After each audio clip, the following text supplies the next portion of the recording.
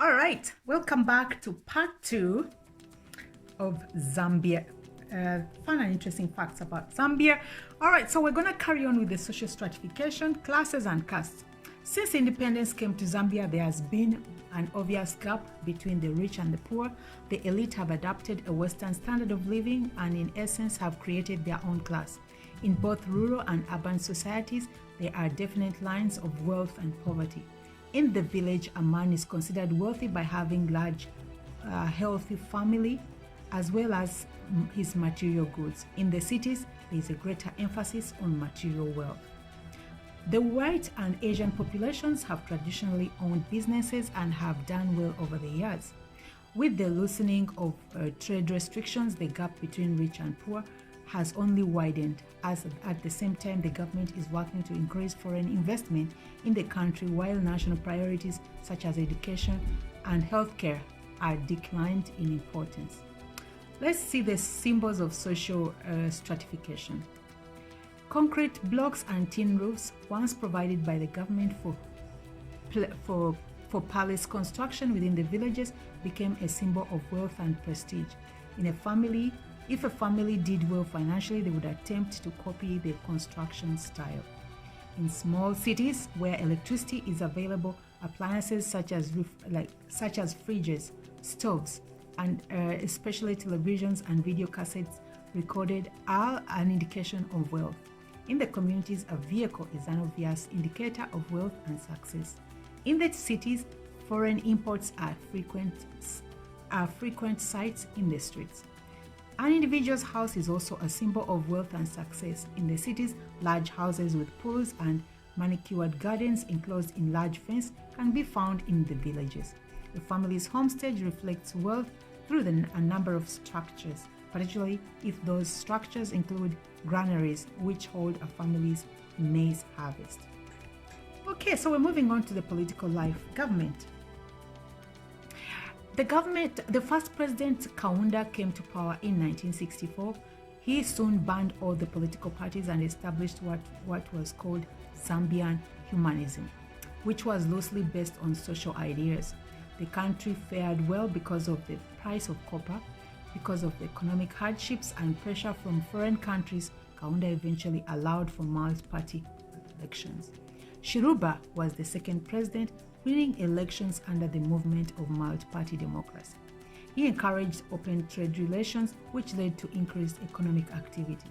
With the new elections, a Declaration of Independence was created that included a Bill of Rights for every citizen. A president is elected for every 5 years and cannot serve more than 2 terms. In 1969, the country was criticized for holding unfair elections.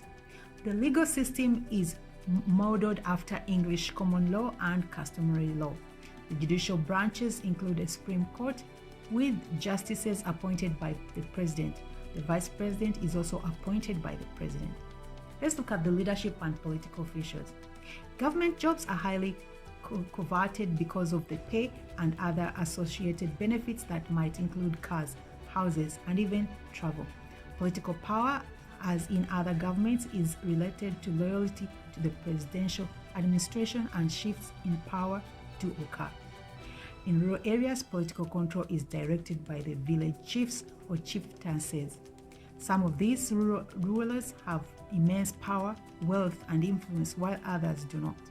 Traditionally, the chiefs and chieftaincies ruled vast amounts of land and people. They held greater power, and the British, while in control of the country, allowed for local rule in remote areas. The political structure is still in place today. Let's look at the social problems and control. AIDS is a major concern not only for sub-Saharan Africa, but especially in Zambia, where the caseload is particularly high.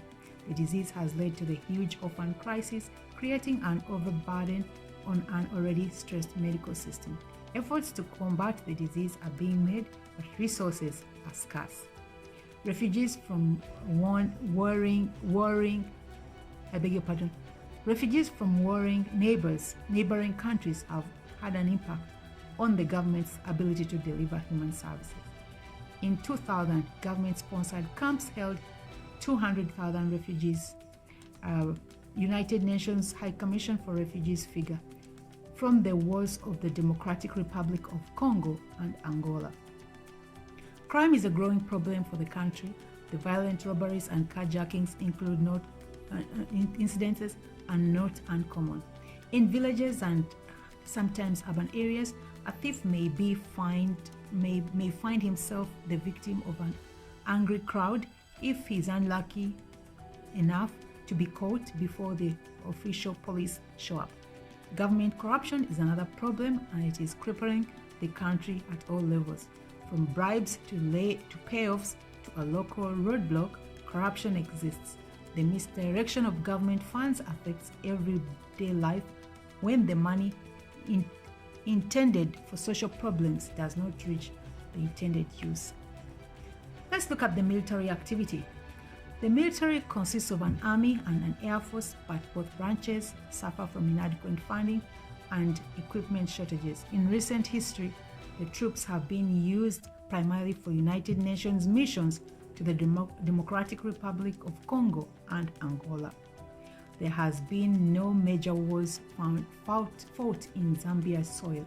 Kaunda supported Zimbabwe's fight for independence, and Southern Rhodesia attack camps in Zambia.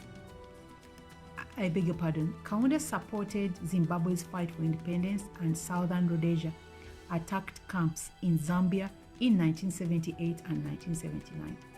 In 1997, a minority fraction of the military attempted a coup, but the result of that effort was a state of emergency which lasted for 6 months. President Chiruba traditionally has been an active role in arranging peace talks for local conflicts, as well as more international negotiations such as Angolan conflict resolution. Zambia's officials have also tried to help resolve the continuing political conflicts in Congo. Let's check out the social welfare and change programs. Once independence was achieved, copper prices made Zambia one of the wealthiest countries in Africa, which helped fund many of the subsidized government programs and products. But when copper prices dropped dramatically in the 1970s, that income source of the government decreased and the subsidiaries were no longer available. With the government unable to assist, foreign aid was encouraged and some areas became independent. On that foreign support, Zambia became heavily indebted to the World Bank and the International Monetary Fund. It was pressure from these organizations that forced Kaunda to allow democratic elections. Now, let's check out the non-governmental organizations and other associations. Numerous non-governmental organizations, NGOs, from various foreign countries and religious groups operate programs in Zambia. The stated goal of these organizations is to provide both aid on a large scale and at the grassroots level. One of the largest recent projects in Zambia has been a road improvement program, since transportation problems in the country are a major issue. Examples of NGOs operating in Zambia include the World Vision, Habitat for Humanity, and the International Red Cross. Let's look at the gender roles and statuses. Division of labor. Both men and women work hard for basic survival. Traditionally, women have had the role of caring for the household, but in the recent times, especially in cities, women work in offices, sell vegetables, and hold numerous other positions, including positions in the military. In the village, a woman's day starts out with sweeping and cleaning, followed by the collection of water from long distances, the washing of clothes, and the preparation of meals, and is also done by women. The primary responsibility of the children too falls to the women, although older siblings are expected to help out with their chores. Both women and men work long hours in the fields, although the task is largely considered men's work. The women traditionally do the fishing, hunting, and raising of livestock, but also are known to socialize more with neighbors, family members, and friends. Women tend to socialize when they are doing chores. Let's look at the relative status of women and men. Men have most of the power. There has been an effort to gain greater influence for women's rights, but it's difficult to incorporate programs that change traditional beliefs. Women's groups work together in sewing and farming on a small vegetable plot. This gives the women some financial gain and a voice in the family's money matters. It's also a source of pride and belonging. Let's look at the marriage, family, and kinship. Marriage. Traditionally, people would marry within their tribes, rarely among outside that circle to find a mate. But marriage within a clan group is considered taboo. Tribal customs vary, but there usually is a mediator who serves as a go-between for a man and his desired bride. The man and his negotiator will meet with the prospective bride's family, and in addition to getting to know each other, start negotiations for a lobola or dowry. This lobola traditionally involves a cattle or other livestock, but in modern times, money settlements have been accepted. The lobola is considered a compensation for the family for the lost services of the woman. Christian weddings are very common even in villages, although traditional religious customs are practiced in both cities and rural areas, with variations from tribe to tribe. A Bemba custom calls for the man to live with the bride's parents for a period to prove his ability to take care of his wife. Let's check out the domestic unit. The main domestic structure is the extended family, common throughout Africa. The system grew out of a need to help family members in times of trouble. For example, if a family had a year of bad crops, their relatives would be expected to provide assistance. If a mother and father died, their children would be cared for by the relatives. Let's look at the inheritance. The issue of inheritance is handled differently throughout the country. Reflecting the different customs of the numerous tribes, traditional methods call for disputes to be settled within the clan, all at the next level, which is the chief. In disputes involving men and women, the clan's traditional favor the male's position. In urban areas, the courts resolve these disputes. The Gomba tribe has what is called Ndimwe, a council to settle problems of succession and inheritance. Is a prominent member of the house if a prominent member of the household dies. Many Zambians, especially those in cities, now create a will and a last testament. Kin groups, as in most areas of Africa, clans are an important factor of Zambian society.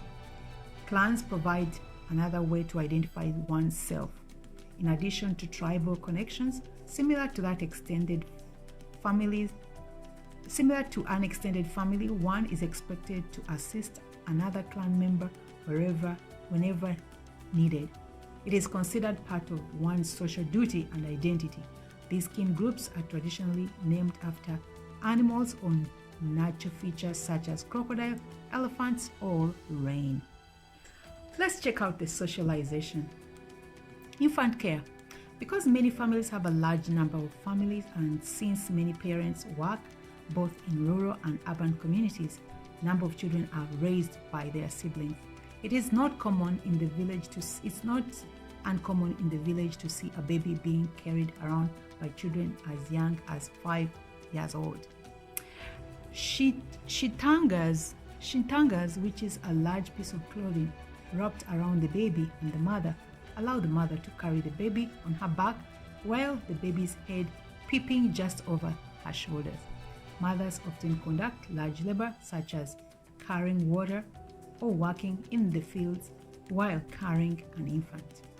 Child rearing and education. It is difficult for families, both rural and urban, to afford fees charged for attending schools. In villages, schools are often hampered by the out-of-date textbooks and building in terrible despair.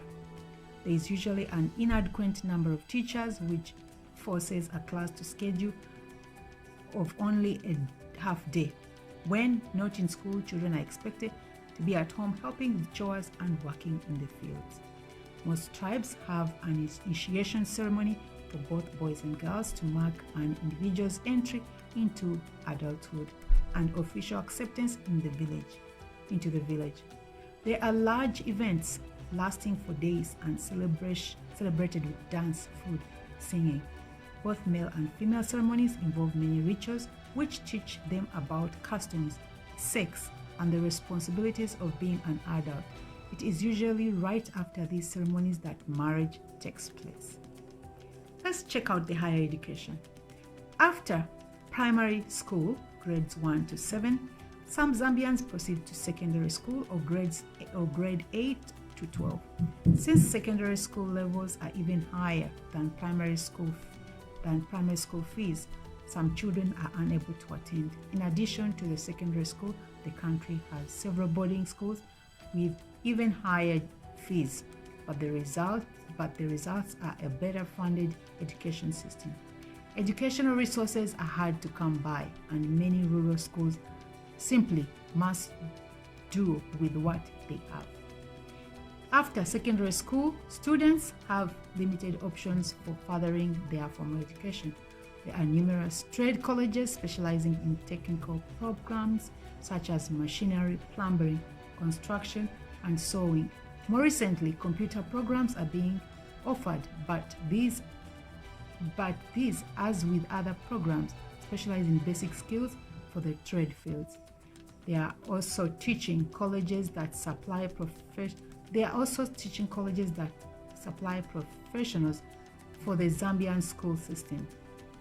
There are also two universities, the University of Zambia in Lusaka, which specializes in liberal art degrees, including law and business, and the Copperbelt University in Kitwe, which offers degrees in technical subjects such as mining, engineering, and architecture. There has been several demonstrations by students protesting the government's cutbacks on subsidies for schools and living expenses. In the years past, these universities were well funded by the government, but deterioration has increased sharply. There was a limited funding for basic things such as modern textbook, computers, and basic building maintenance. Many Zambians choose to pursue an education outside the country, while some can afford the cost. Others hope for scholarships from foreign countries, especially the United Kingdom, which has been very generous in the past. There is a concern that as many of the country's smaller students seek an education outside of the country, they may not return, opting instead to work overseas to pay for more pay and better standard of life. Let's look at the etiquette. Greetings are very important. One greets another by saying hello and how are you. Then come inquiries into one's family, the crops, or the weather. It is rude to come directly to the point. Conversations may go on for several minutes before the point of the conversation is brought. There is a hand etiquette as well. The right hand is for eating, which is traditionally done with utensils, greetings, and exchanges of money. It is impolite to use your left hand, when interacting with another person. Washing of one's hands before eating is very common, with a bowl of water passed around as one sits on the table. The guests are given the honor of going first. Proverbs are often an important part of Zambian society. There is part of the oral tradition and have become catchphrases in which a lesson is taught. For example, a Kaunda proverb is "Bwebera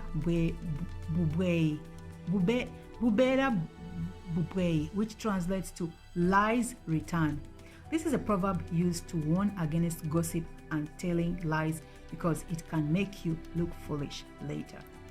Another important aspect of Zambian culture is respect for elders. When greeting an elder, one shows respect by dropping to one knee, bowing the head, clapping 3 times, and saying one of the many terms that signify respect. Religion. Let's look at the religious beliefs. The influence of Christian missionaries is evident, as estimated 53% of the population considers themselves Catholics. The country's official religion has become Catholicism since 1993, when President Chiluba officially declared it so. There are other religions, including large Muslim population, primarily in Eastern Province. This is a result of the migration of Arabs from Dar es Salaam, Tanzania, largely due to slave trade. There are Hindus, Jews, and other Pentecostals who combined comprise only 1% of the population. Animism is practiced by a large amount of the population, even if they are Catholic, Seventh-day Adventists, or practitioners of another religion. Animism beliefs vary from tribe to tribe, but most are based on beliefs in the power of the ancestors and in nature. Some people call this witchcraft, and indeed, such terms as wizards and witches are used. Many areas believe that crocodiles have strong powers. Religious practitioners. Missionaries have a long history in the country, although for many years there has been Zambian priests, especially in cities. A mission will periodically send a priest into the bush country for several and other religious duties. There is a recognition of witch doctors who use traditional medicines made from roots of plants, and in every rural area has access to a traditional healer. Rituals and holy places. The major holy places are the many waterfalls where people believe certain spirits live. Traditional healers will often go into the woods or bush to contact the spirits. The various tribes have many rituals. For example, the Lintunga tribe performs a ceremony that is called Kuomboka. This signifies the tribe's movement in the rainy season from the flood plains to the higher ground. Hundreds of canoes travel down the river with the chief leading the way.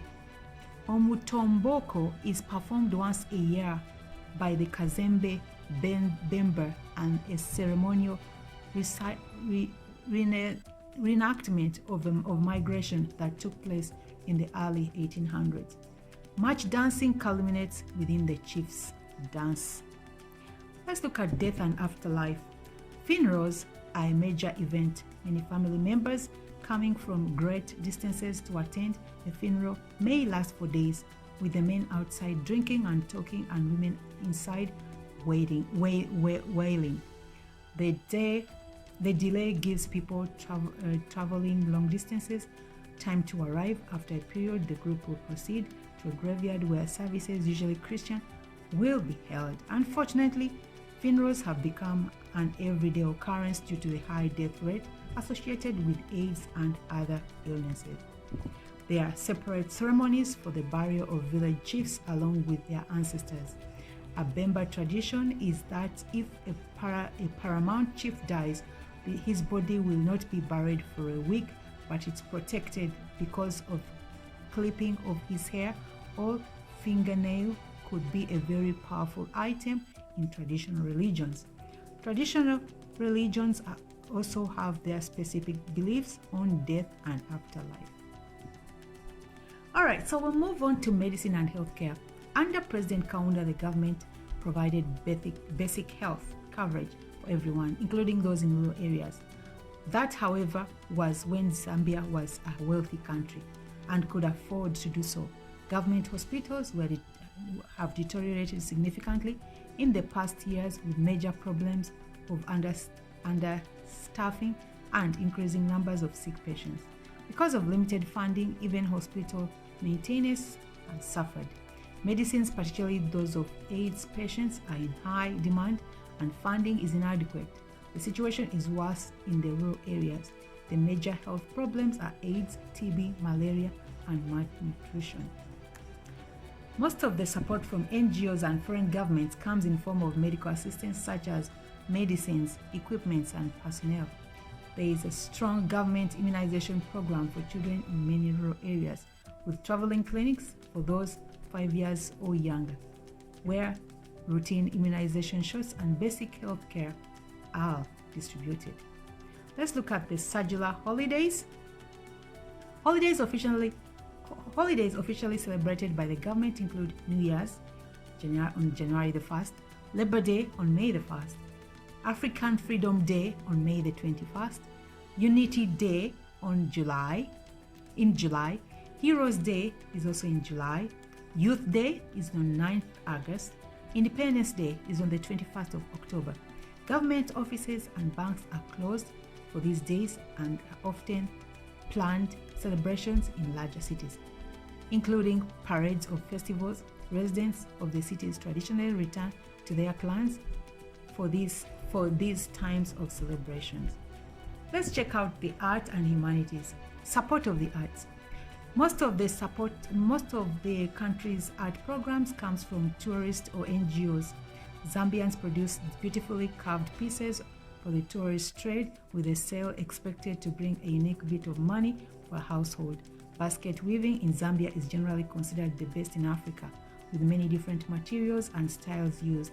The baskets are typically made out of grass, reeds, and are used for containers. Literature. There are few published Zambian authors, largely because of the high literacy rate. Another factor is high costs of books. The books that are written are usually stories of independence or on topics related to life in the city or the village. Let's look at the graphic arts. At one time, large textile industry existed in the country, owned and operated by the government. The main product was brilliantly colored dyed fabrics in many patterns. The fabric was used for clothing, particularly tenges, which are stripes of cloth. They were worn as skirts wrapped around the bodies of women and especially popular in villages. In the 1990s, the importance of saulas or second-hand clothing increased with donations from Western countries and church organizations, thus decreasing the need for new textile. Performing arts. Drum and dance troupe are popular. Many of these are for the benefit of tourists and perform in major cities, since the smaller cities do not have facilities or money to support the arts. These dances are very lively and use the traditional instruments of drums and instruments similar to the xylophone and a thumb piano. Bands are also popular in urban settings. The most popular sound is rumba music from Congo, but there is also an appreciation for the traditional tribal songs and sounds. In village settings, the basics prevail. In most cases, not even an instrument is used. Instead, traditional songs are sung and clapped while sitting around the community fire. The passing on of beliefs and customs is oral. Performances are still practiced. This is very important. This is a very important part of tribal culture and preserve of tribes' identity and beliefs. Alright, so I believe we've come to the end of part 2 of interesting facts about Zambia. I want to thank you so much if you've made it this far. These were compiled by everyculture.com if you want to check them out. Read to you by yours truly, Christine, by courtesy of Exhibit Africa Ubuntu Initiative. So next time we're going to be moving on to the next country with Z, which I believe is Zimbabwe. So if you want to catch up on some of the interesting facts about Zimbabwe, please do not miss our next episode on YouTube. And while you're there, please subscribe. Thanks once again. Until our next video, ciao for now.